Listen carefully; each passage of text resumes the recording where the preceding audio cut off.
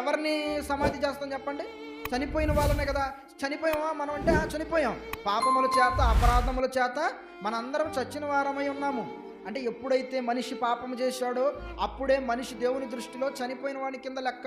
జీవించుతున్నారని పేరు ఉన్నది కానీ నీవు మృతుడివే అన్నాడు దేవుడు. అంటే మనుషులుగా మనం పైకి కనపడుతుంటే బ్రతుకున్న వారిలాగే ఉన్నాం. కానీ ప్రియమైన దేవుని వారలారా, మనము ఎప్పుడైతే పాపము కార్యక్రమము మన జీవితంలో జరిగించామో ఆ రోజే మనము దేవుని దృష్టిలో చచ్చిపోయిన వాళ్ళం. మరణించినటువంటి మనలను ఏం చేస్తున్నాడు? బాప్తిస్మం ద్వారా దేవుడు సమాధి చేస్తున్నాడు.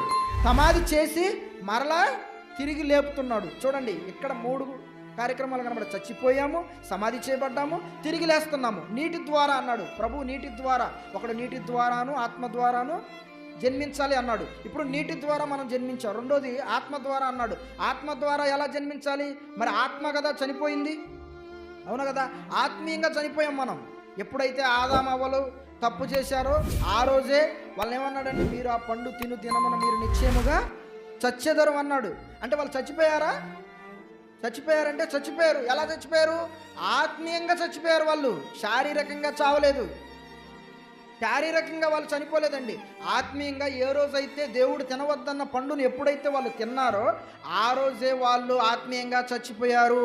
చచ్చిపోయిన ఆత్మీయంగా చచ్చిపోయిన వాళ్ళు ఇప్పుడు మరలా ఆత్మీయంగా వాళ్ళు బ్రతకాలి.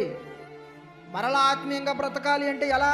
అది ఒక బాప్తిస్మము ద్వారానే మనకు మరలా సంభవిస్తుంది. ప్రియమైన దేవుని పిల్లలారా, ఎప్పుడైతే మనము మన పాప జీవితాన్ని విడిచిపెట్టి మారు మనసు పొంది బాప్తిస్మము ద్వారా ఎప్పుడైతే క్రీస్తును అంగీకరించి ఎప్పుడైతే మనము బాప్తిస్మము ద్వారా చనిపోతున్నామో ఆ రోజే ఇదిగోండి ఆత్మీయంగా చనిపోయిన మనము మరలా ఆత్మీయంగా జీవిస్తాం. ప్రియమైన దేవుని వారు